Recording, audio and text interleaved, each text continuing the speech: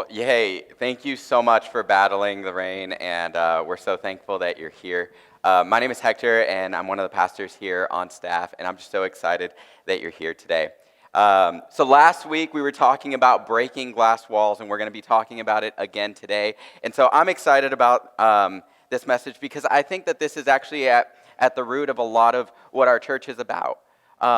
One of our things that we say here is no perfect people. And so we're going to be talking a little bit about that today, and it's going to be a fun time. So let me just kind of recap where we've been. So we were talking about glass walls. What are glass walls? They're things that are standing in the way that are holding us back from relationships with others. And so last week we talked about the glass wall of overlooking. And we looked specifically at age gaps and how in the generation gap, sometimes we tend to overlook each other, and how we can use a lot of those same tools to not overlook each other in other communities. But today we're going to be talking about a different glass wall. And this one's the glass wall of reputation.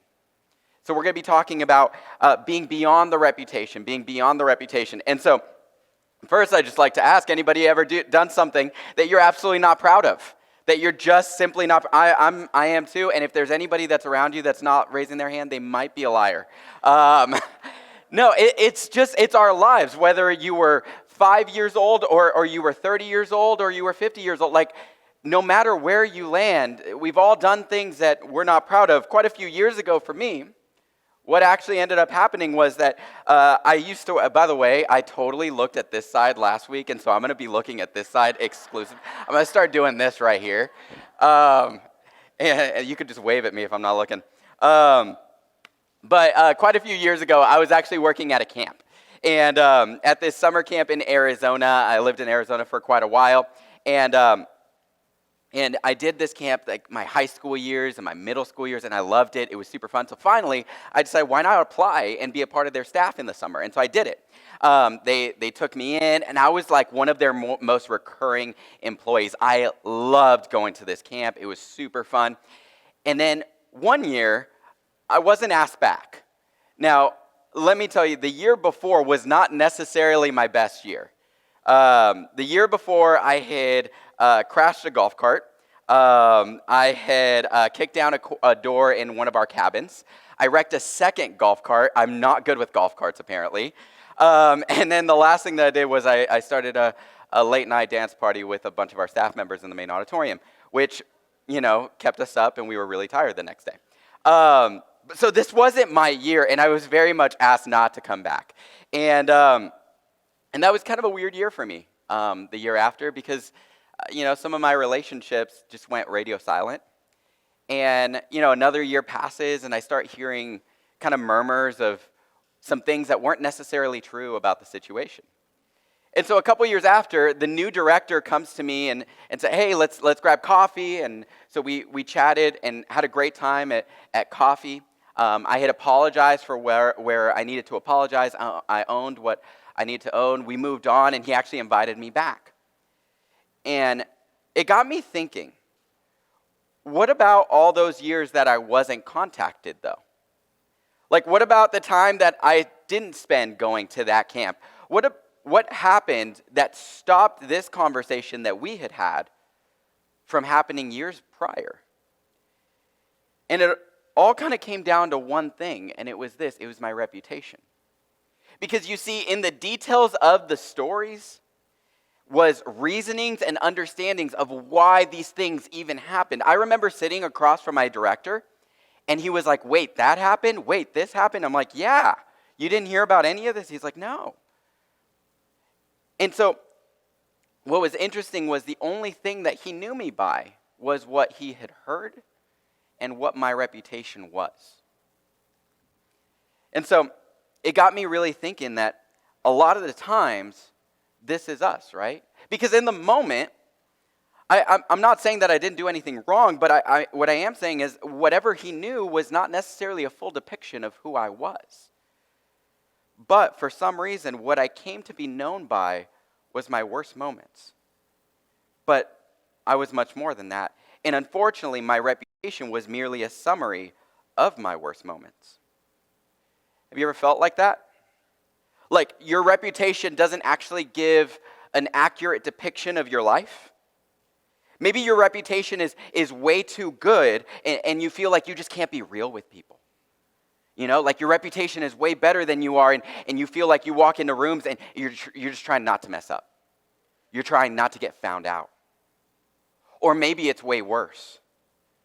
And instead it's the other direction where you feel like nobody really wants to get to know you. Nobody really understands you or even cares to understand who you are because of your reputation. I mean, if you think about it, reputation is so important to our lives.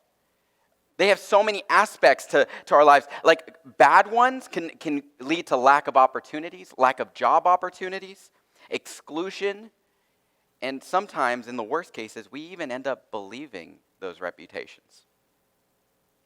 So we get to these points where we either give up on having a good reputation, or on the other hand, we fear getting a bad one. You ever dealt with this one? Like, we have to go to this event, or they're going to think that we're flaky. Babe, we've got to go to this event, and we got to be on time, or else they're going to think we don't care. Or even, we've got to make sure that the kids start acting up, or they're going to think we're bad parents. They'll think.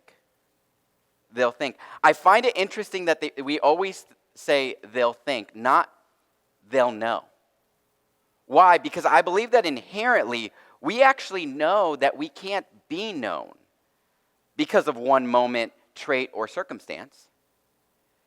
But we do know that we can be judged for it.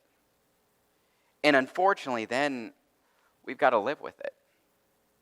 But the actual truth is, we are all so much more than our worst moments. So there's this story about a man, actually, that had a horrible reputation. This man was hated by his community, and he was a tax collector. Think IRS agent, but way, way worse. This is like, in this culture, the tax collector would charge much more than the standard tax. And he would pocket the extra money. Why? Because in that culture, his salary was so low that's how they made sure that he made money. And so the government would give him the ability to do this thing where he would just overcharge his own people and the people in his community, and then he would pocket the money. This is what all the tax collectors did. And so that's what made them so wealthy. And this practice was something that made him an enemy to his own community, a traitor, if you will. One day, in that same city where the tax collector was, a man that is highly regarded by the community starts walking through the city. The tax collector was curious about this man. He wanted to get a glimpse of who this man was. So he tries as hard as he can to find out who this man is, and he gets so desperate to just see him, to just get a glimpse of this man, that he climbs this tree. And he climbs the tree, he can see the man, and the man actually sees him, and instantly he recognizes things about him. Instantly he recognizes his trade. Why? Because at the time there was a clothing that would go with the amount of wealth that this man would have. As a tax collector, he made enough money that he would wear a certain clothing, so this man would be able to recognize that in the tax collector. He knew his trade. He also knew his reputation immediately. Why? Because he was hated by the community. His trade was hated by the community. And so he knew these two things just looking at him. But that's not what he saw. What he saw was a person in need of someone who could see past his worst moment. So the man invited himself over, and they had dinner, and not much is known about this dinner, but what we do know is it changed the tax collector's life forever. The tax collector held a reputation of being stingy, uncaring, a traitor to his own people, and so they could expect this from him at all times. Well, this wasn't the case. Instead, the tax collector, after this conversation with this man, expressed extreme generosity to his community, a love for his people that nobody had shown. He gave half of his net worth away and paid back to anybody who he had overcharged 4 times the amount. This man had changed the tax collector's life forever. And this man's name was Jesus, and this tax collector's name was Zacchaeus. And you might know this story well, and some of you might be hearing this story for the very first time. But I want you to know that I find it interesting in this story that after Jesus goes to Zacchaeus' house, this is recorded in the story.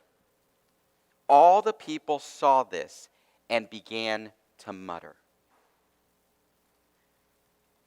Somewhere between reputation and truth lies this thing called the mutter.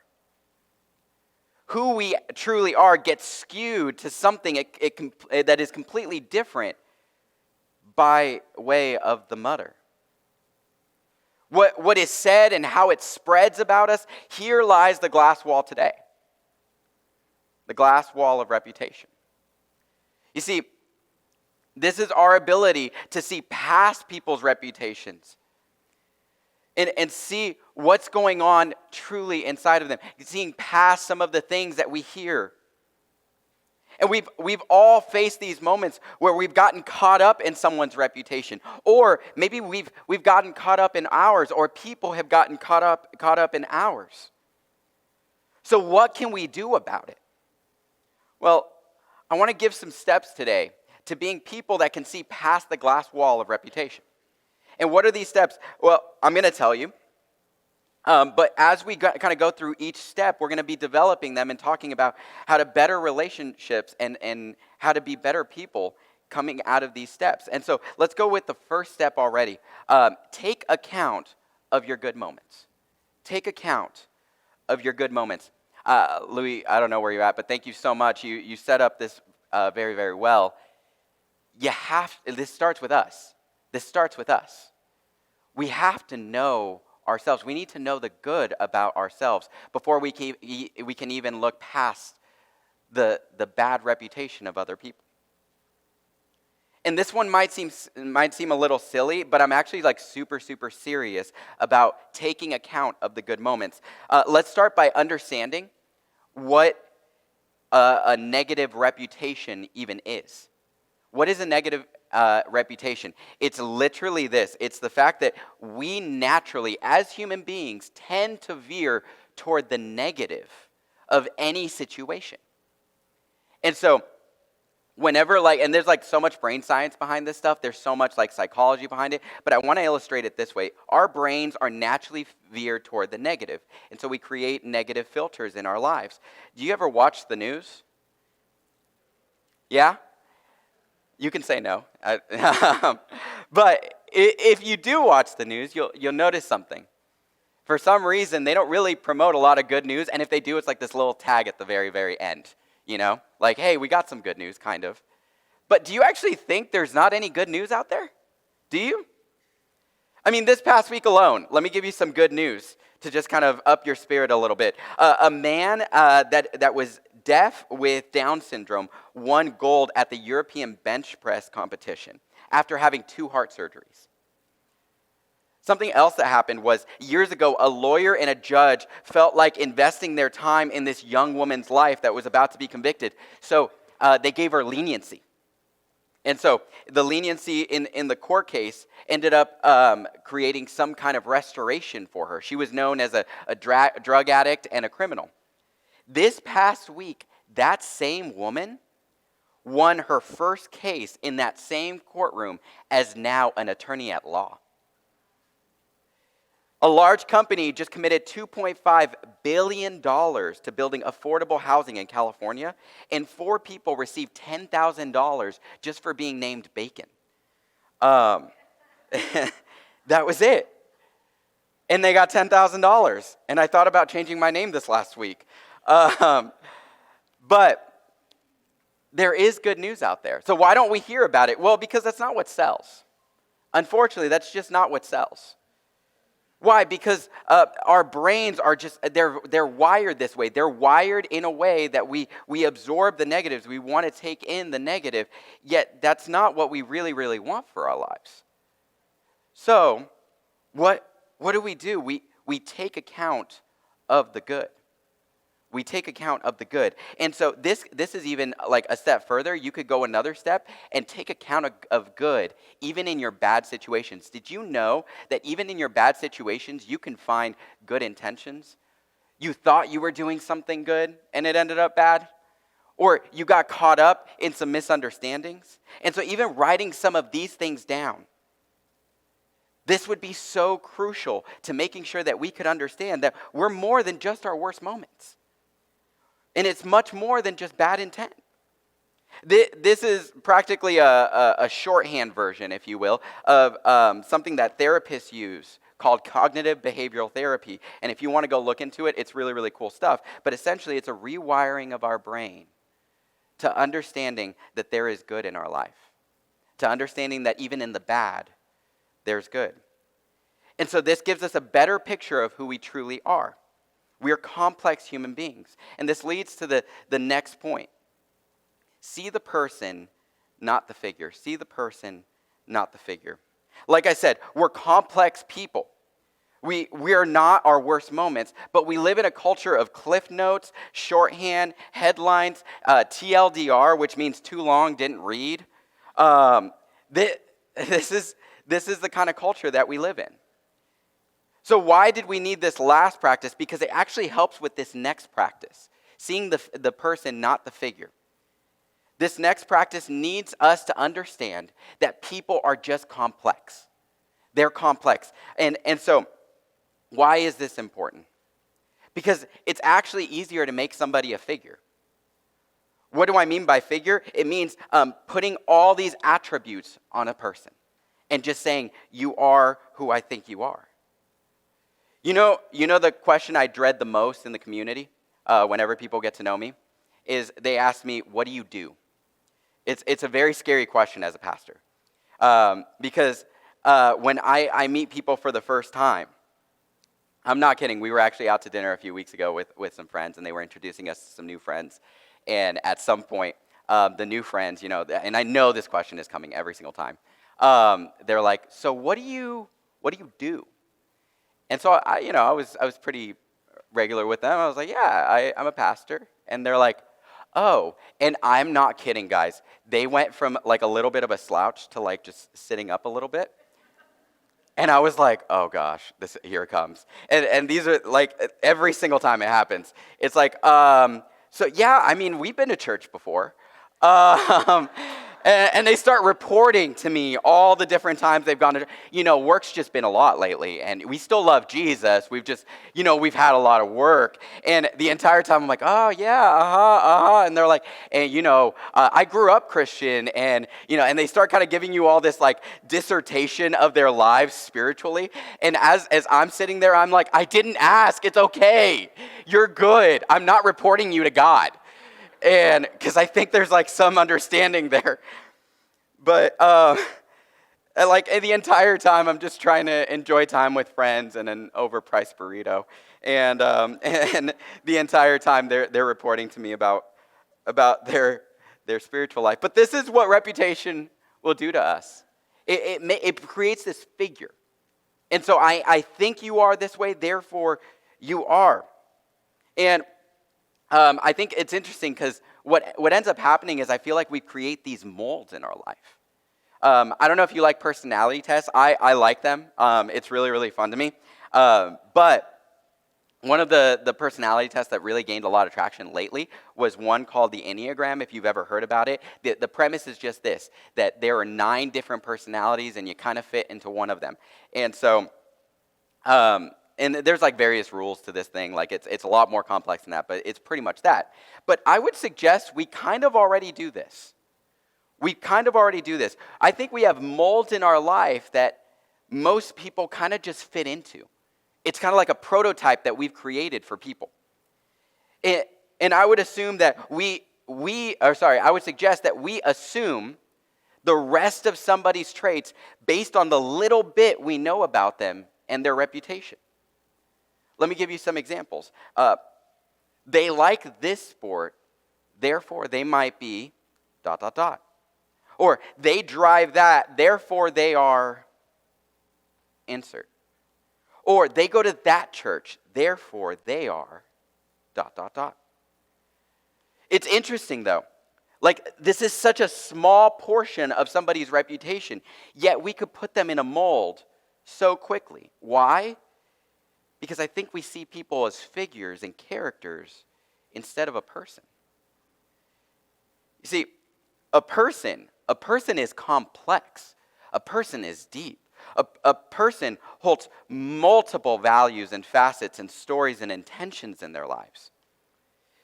And our ability to being able to see past just that, this is our desire for people. There's complexity to people's choices. There's complexity to how they do things. And I think this is what Jesus did in this story. We have to see the person. And this will lead to opening up relationships and conversations with people. Which takes us to step 3. Expect to be surprised. Expect to be surprised. You see, in this story with Zacchaeus, Jesus allowed him to show who he was instead of determining that for him. No one would have expected the act of kindness that this man was about to give the entire community. He had a terrible reputation. But Jesus was able to see past the glass wall of reputation, and he allowed this man the opportunity to surprise the people in the city. How did he do this? Well, by a simple dinner, a simple conversation, a chance. This was the opportunity that Zacchaeus had to surprise everybody. What if we lived our lives in a way that expected people to surprise us with who they really are?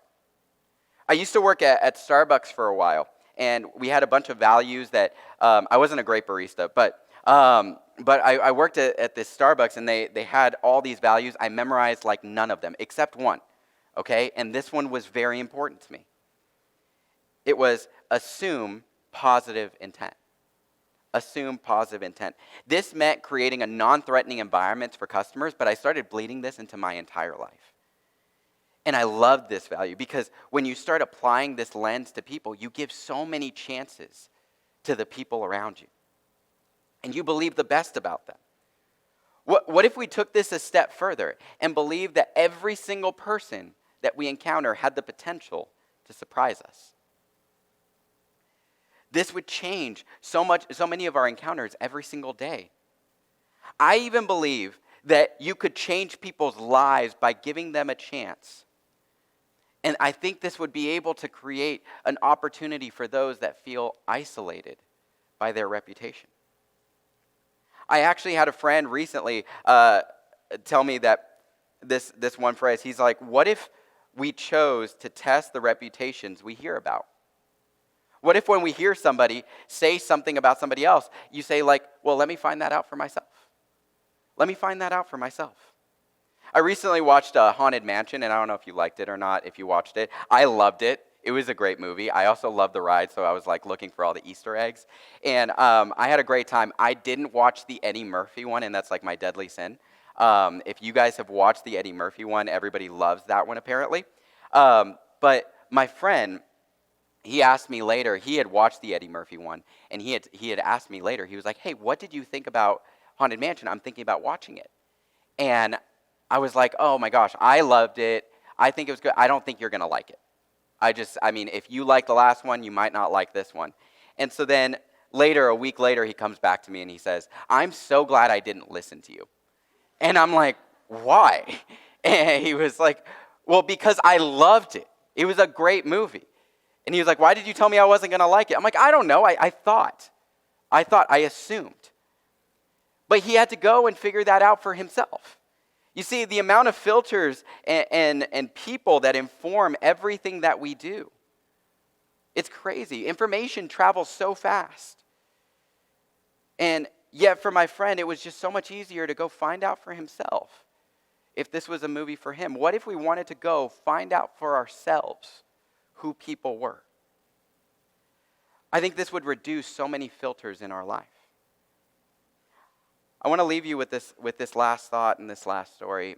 during those few years that I told you about during that camp, I was actually going through a really, really hard time. And in that time, I'm not proud of so much that was going on in my life. And finally, I was kind of coming out of it. And there was a youth pastor up in Prescott, Arizona. And this guy, I love him so much. His name was Ryan. And I remember meeting up with Ryan, and I wanted to work in their youth ministry, in their youth department, and be a part of what they were doing and just volunteer. And I knew what my story was, and I knew what was going on in my life, and I was like, I don't even think this guy would even listen to me. I remember in Prescott, Arizona at Einstein Bagel, and I remember the seat that we were sitting at. I just gave my entire story to this guy. Unfiltered, vulnerable, just, I don't know what it was about this guy, but the way he looked at me was like, I want to hear it all. And so I'm telling him everything. And when you're getting vulnerable, you're like, oh, did I already go too far? Did I go too far again? I said too much. And you're just saying things and saying things. Finally, at the very end, I was like, so that's my story. And he was like, okay, so you told me who you were. Who do you want to be? And I told him who I wanted to be. And he was like, well, then let's get started on that. And ever since then, that man has been a mentor in my life, somebody that I keep as somebody that keeps me accountable, somebody that just loves me dearly. He's a big brother in my life. And he changed my life forever because he gave me an opportunity. I believe that's what Jesus did in this moment as well. He gave an opportunity. And if you believe in Jesus in this room at all, or you believe in God, then guess what? You believe in a compassionate God. You believe in a God that gives something called grace. And what is grace? Grace is simply this. It's the concept of getting far more than what we deserve. Getting so much more than what we deserve. I'm telling you, whether you might admit it or not, I'm willing to bet that every story in this room is messy. I'm willing to bet that every story online is messy. And we all have our ups and our downs. We all have moments where we were just not perfect. And every bit of our DNA as a church is no perfect people. But sometimes it's so easy to get out there and start hearing stuff about other people and start hearing all the mutter and all the chatter from so many different people. And it's so easy to leave this building and see people different than we see them in here. Sometimes it's so easy to see people from other churches differently and maybe put them in one of those molds. People who don't necessarily line up with you or with me or what we think. But instead, what if we took a step back for a minute and we didn't let their reputation define them? We believe the same thing we should believe about ourselves, that we are not our worst moments, and then look at them and say they are not their worst moments. They are not that one thing. They're complex, they're deep. I think we would find the opportunity to spread compassion. I think we would find an opportunity in a lot of people to surprise us. So what if we could find time this week to do something like that? To bring compassion, to bring opportunity to people, and give them an opportunity to just show us who they really are. I believe this would begin to break the glass wall of reputation, not only in our lives, but in the lives of so many people around us. And I believe that this would reflect Jesus to so many people in our lives. This would be what Jesus did for Zacchaeus. And I believe we could do this for many people in our own lives. Would you pray with me? God, thank you so much. Thank you so much for the story that you tell about us, the story of people who are forgiven, that have a path forward. And Lord, I pray for every person in this room right now that probably deals with a reputation that they're trying to escape or maybe even not ruin. And Lord, I just ask that you instill in every single one of us your value, your worth for our lives. That we could walk out looking up and keeping our heads up, looking more at you this week and who you are, and less at some of the things that we've probably done or probably our past, that we could walk forward knowing that we're forgiven, that we're loved, and that our head is up high because of your grace. Lord, thank you so much. And Lord, I just ask for anything that this rain and tropical storm would become, Lord, that you just protect everybody in our community, everybody in the areas where this hurricane might hit. Lord, I just thank you for being here with us. In your name we pray. Amen.